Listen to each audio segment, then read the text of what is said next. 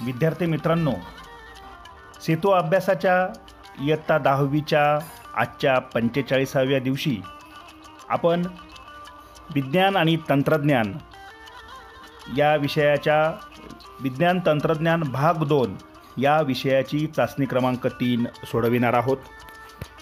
विज्ञान तंत्रज्ञान भाग 1 या विषयाची चाचणी यापूर्वीच आपण आपल्या यूट्यूब वाहिनीवर अपलोड, तसेच सेमी इंग्रजी आणि इंग्रजी माध्यमांच्या विद्यार्थ्यांसाठी विज्ञान तंत्रज्ञान भाग 1 व 2च्या स्वतंत्र प्रश्नपत्रिका तुम्हाला डिस्क्रिप्शन बॉक्समध्ये पाहायला मिळतील. तुम्हाला हव्या असलेल्या लिंकवर क्लिक करा आणि इयत्ता 10वीच्या कोणत्याही विषयाची चाचणी आणि तिचं सविस्तर मार्गदर्शन अनुभवा, अभ्यासा. सेतू अभ्यास चाचणी क्रमांक 3 इयत्ता 10वी विषय विज्ञान भाग 2 विज्ञान 2 या विषयाचं परिपूर्ण मार्गदर्शन. विद्यार्थ्यांनी आपले चॅनल सबस्क्राईब करायचं आहे. व्हिडिओ आवडल्यास लाईक व शेअर करा. तुमच्या शंका कमेंट बॉक्समध्ये नक्की लिहा. प्रश्न पहिला, दिलेल्या पर्यायांपैकी योग्य पर्यायाचा क्रमांक लिहा. अ. वनस्पतींची वाढ करणे हे विभाजी ऊतींचे महत्त्वाचे कार्य आहे. उत्तर विभाजी. ब. बोमन्स संपुटातील रक्त कैशिकांच्या जाळीला ग्लोमेरुलस असे म्हणतात. बरोबर पर्याय ग्लोमेरुलस. रिकाम्या जागी आपलं उत्तर लिहून उत्तराला अधोरेखित करायला विसरू नका. चुक्की बरोबर ते लिहा. एकसंकर पद्धतीत दुसऱ्या संतानीय पिढीतील स्वरूपविधा गुणोत्तर 9:3:3:1 असे असते. उत्तर चूक. प्रश्न पहिला ब. खालील प्रश्न सोडवा. गटात न बसणारा शब्द ओळखा. रंग, गाळ, राख, मेलेला उंदीर. याच्यामध्ये गटात न बसणारा शब्द मेलेला उंदीर. दुसरा प्रश्न, सहसंबंध ओळखा. स्त्रियांमध्ये टर्नर सिंड्रोम आहे तर पुरुषांमध्ये क्लाइनफेल्टर सिंड्रोम असतो. क्लाइनफेल्टर सिंड्रोम हे अचूक उत्तर. पुढचा प्रश्न, स्नायू व अस्थी यांना जोडणाऱ्या ऊतीचे नाव लिहा. प्रश्न पुन्हा वाचतो. स्नायू व अस्थी यांना जोडणाऱ्या ऊतीचे नाव लिहा. या प्रश्नाचं अचूक उत्तर आहे स्नायू व अस्थी यांना जोडणारी ऊती म्हणजे स्नायुरज्जू, जी संयोगी ऊती आहे. अचूक उत्तर संयोगी ऊती. विद्यार्थ्यांनी विज्ञान या विषयाची उत्तरपत्रिका लिहून आपल्या शिक्षकांकडे तपासण्यासाठी जमा करायची आहे. खालील प्रश्न सोडवा. शास्त्रीय कारण लिहा. वृक्काची कार्यक्षमता कमी झाल्यावर रक्त व्याश्लेषण करतात. उत्तर. सजीवांमध्ये अनेक नको असलेले घातक पदार्थ जसे युरिक आम्ल, युरिया, अमोनिया तयार होतात. हे पदार्थ जर शरीरात साचून राहिले किंवा जास्त काळ राहिले तर गंभीर इजा पोहोचवू शकतात. वृक्क निकामी झाल्यास शरीरातील रक्तात नायट्रोजनयुक्त विषारी पदार्थ साचून राहतात. हे पदार्थ बाहेर काढण्यासाठी कृत्रिम उपकरणांचा वापर करावा लागतो, अन्यथा अशा रुग्णांचा मृत्यू ओढवतो. म्हणून वृक्काची कार्यक्षमता कमी झाल्यावर रक्त व्याश्लेषण करतात. विज्ञानाच्या भाग 1 आणि भाग 2 मध्ये अनेक दीर्घोत्तरी प्रश्न असल्यामुळे विद्यार्थ्यांनी शेवटपर्यंत हा व्हिडिओ पहा. उत्तरे माझ्यासोबत लिहून घ्या. ओघतक्ता पूर्ण करा. घनकचऱ्याचे दुष्परिणाम. पहिला, रोगप्रसार. दुसरा, माती प्रदूषण. कचऱ्याची दुर्गंधी. विषारी वायूंची निर्मिती. जलप्रदूषण. हवा प्रदूषण. नैसर्गिक सौंदर्याचा नाश. येथे कोणतेही 4 पर्याय तुम्हाला लिहायचे आहेत, परंतु आपण अभ्यासासाठी 7 ते 8 दुष्परिणाम अभ्यासलेले आहेत. त्यापैकी कोणतेही 4 तुम्ही या ओघतक्त्यामध्ये लिहून पूर्ण करा. पुढचा प्रश्न.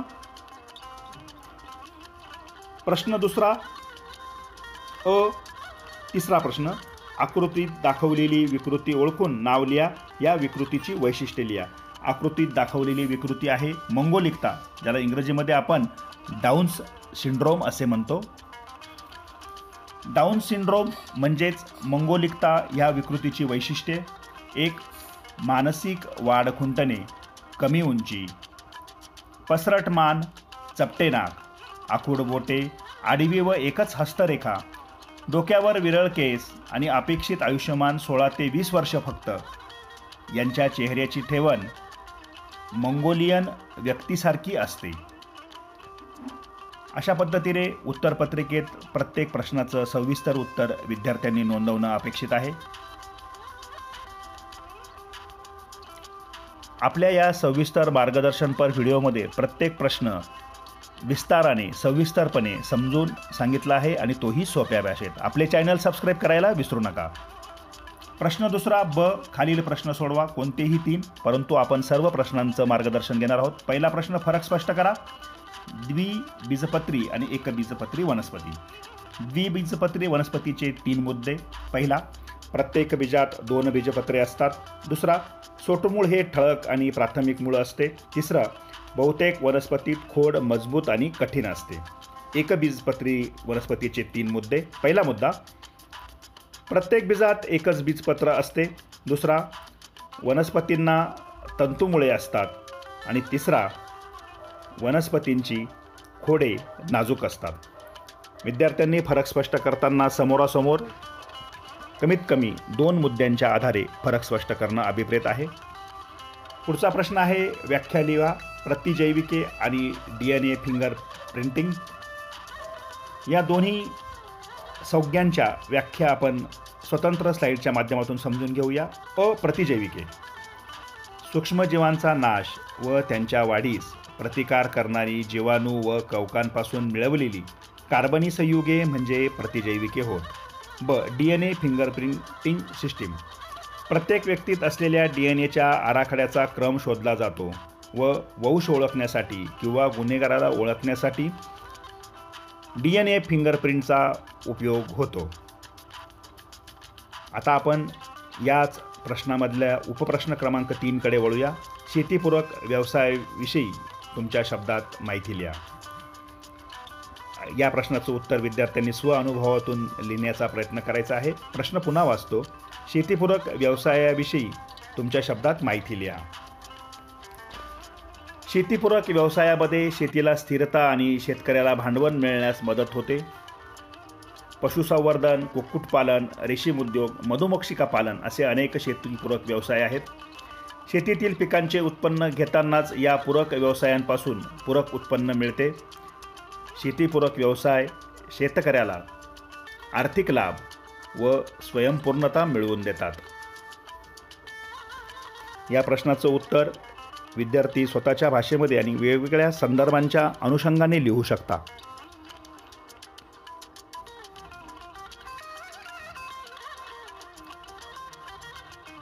आता आपण पुढच्या प्रश्नाकडे वळूया.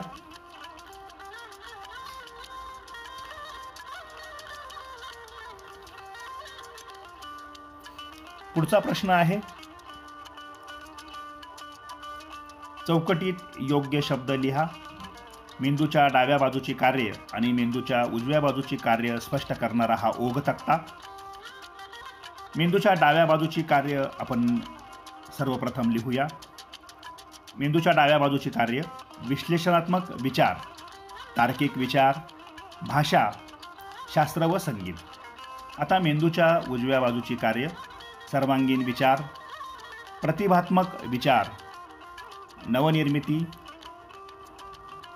आणि शेवटचा मुद्दा कला व संगीत.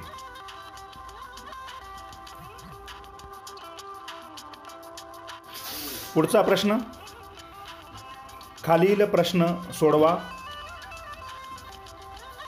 कोणतेही 3. अनुवंशिक विकृतीच्या माहितीच्या आधारे खालील ओघ तक्ता पूर्ण करा. अनुवंशिक विकृतीचे 4 प्रकार आपण शिकलेलो आहोत. पहिला प्रकार गुणसूत्र विकृती.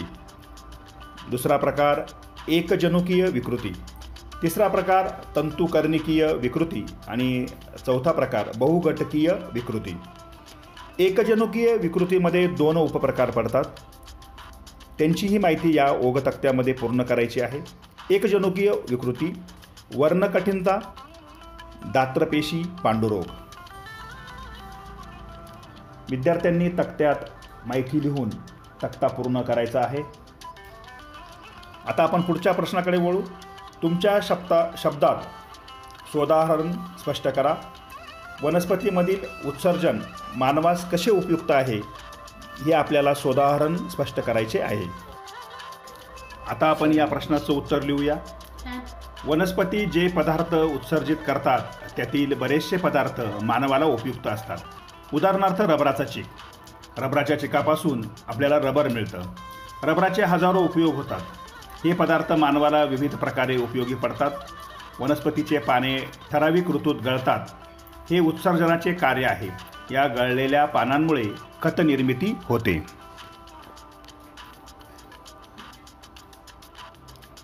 वनस्पतीच्या उत्सर्जनाच्या संदर्भात इतरही उपयोग तुम्ही लिहू शकता. प्रश्न तिसरा, आकृतीचे निरीक्षण करा व उत्तरे लिहा. अ, आ, ई असे 3 उपप्रश्न या आकृतीवर विचारलेले आहेत. आता आपण प्रत्येक प्रश्नाचं उत्तर समजून घेऊया. प्रश्न 1 व 2 मध्ये नेमका काय फरक आहे? तर मेणबत्तीच्या पेटत्या ज्योतीवर बोटाने स्पर्श झाला आहे. हात झटकन मागे खेचला आहे. संवेदी चेता पेशींनी वेदनामय परिस्थिती जाणून घेतली आहे. दुसरा प्रश्न, 4 ही कोणती चेता आहे? उत्तर, 4 ही सहयोगी चेता आहे.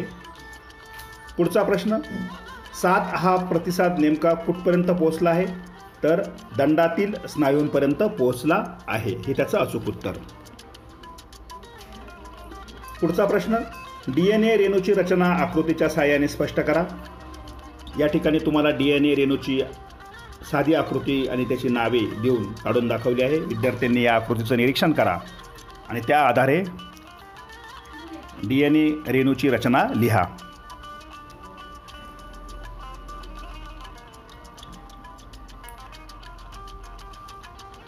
पुढचा DNA रेणूची रचनेच्या संदर्भात पहिलं, DNAची रचना ही वॉटसन आणि क्रिक या 2 शास्त्रज्ञांनी 1953 साली तयार केलेल्या DNA रेणूच्या प्रतिकृतीनुसार असते.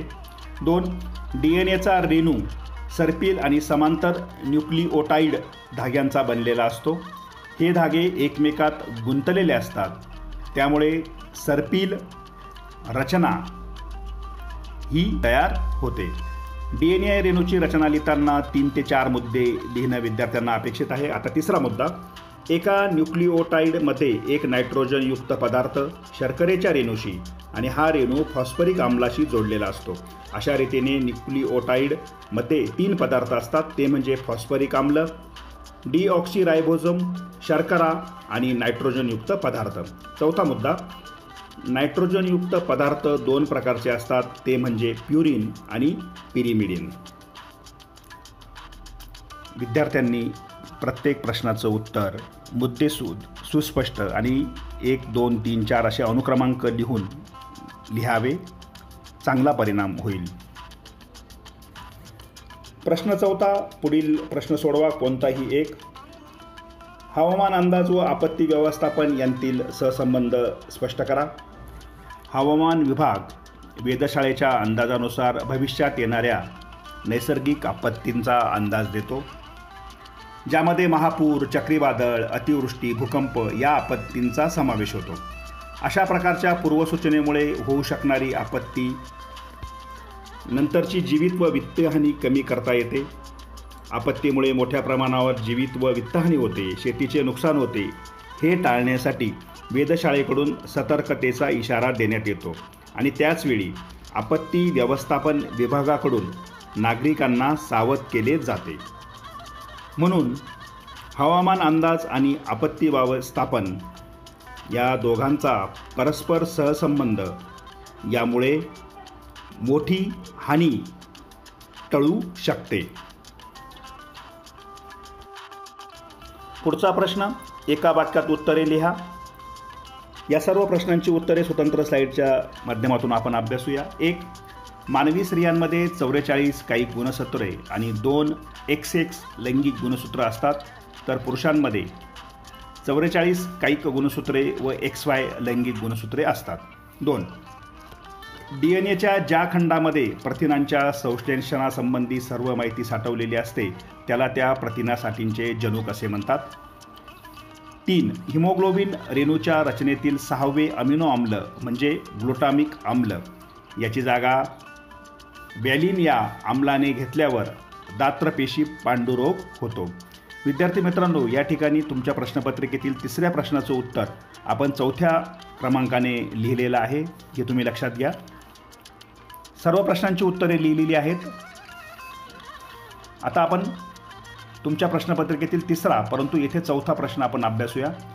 मानवातील प्रभावी लक्षणे: दुमडणारी जीभ, हातांवर केस असणे, काळे व कुरळे केस, कानांची पाळी, कानांची जी पाळी ती मोकळी असते, कानांची मोकळी पाळी इत्यादी. 5. सॉफ्टवेअर म्हणजे काय? सॉफ्टवेअर म्हणजे कम्प्युटरला दिल्या जाणाऱ्या कमांड्स, सूचना, पुरवली जाणारी माहिती म्हणजे इनपुट्स व कम्प्युटर करून मिळणारी विश्लेषित माहिती म्हणजे आउटपुट्स होय. 1, 2, 3, 4, 5 असे क्रमांक घालून प्रत्येक एका वाक्यातील उत्तर तुम्ही लिहायचे आहे. दुसरा प्रश्न, दिलेल्या आकृतीचे निरीक्षण करा. कार्बन चक्राची ही आकृती आणि उत्तरे लिहा. पहिलाच प्रश्न, हे कोणते चक्र आहे? अर्थातच हे कार्बन चक्र आहे. दुसरा प्रश्न, हे चक्र महत्त्वाचे का आहे? या प्रश्नाचं उत्तर आता आपण अभ्यासू. हे चक्र म्हणजेच कार्बन चक्र महत्त्वाचे का आहे?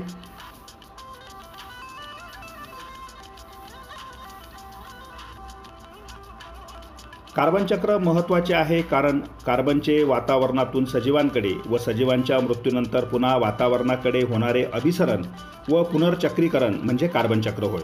अजैविक कार्बनच्या अणूंचे मुख्यतः प्रकाश संश्लेषण व श्वसन क्रियेद्वारे जैविक अभिसरण व पुनर्चक्रीकरण होते. म्हणूनच कार्बन चक्र हे एक महत्त्वाचे जैवभू रासायनिक चक्र आहे.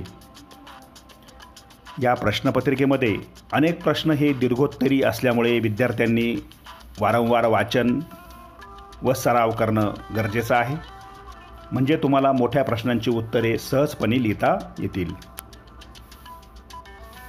आता आपण या प्रश्नपत्रिकेतील शेवटच्या प्रश्नाकडे वळूया. कार्बन चक्रावर आधारित हा प्रश्न आणि तो प्रश्न आहे, या चक्रातील प्रमुख प्रक्रिया लिहा. म्हणजे आपल्याला कार्बन चक्रामधील प्रमुख रिॲक्शन्स, प्रक्रिया आपल्याला या प्रश्नाच्या माध्यमातून लिहायच्या आहेत. तुम्ही सर्वांनी आपले चॅनल सबस्क्राईब करा आणि प्रश्नांची उत्तरे माझ्यासोबत काळजीपूर्वक लिहून घ्या. कार्बन चक्रातील प्रमुख प्रक्रिया: 6CO2 + 12H2O = C6H12O4 + 6H2O + 6O2. C6H12O6 + 6O2, 6CO2 + 6H2O + energy म्हणजे ऊर्जा. अशा पद्धतीने प्रत्येक प्रश्नाचं सविस्तर उत्तर आज आपण विज्ञान या विषयाच्या इयत्ता 10वीच्या पेपर क्रमांक 2 विज्ञान व तंत्रज्ञान या विषयाची अभ्यासली आहेत. विद्यार्थ्यांनी आपले चॅनल सबस्क्राईब करा. प्रत्येक विषयाच्या व्हिडिओसाठी डिस्क्रिप्शन बॉक्समधल्या लिंकला क्लिक करा. सगळ्यांना शुभेच्छा. धन्यवाद.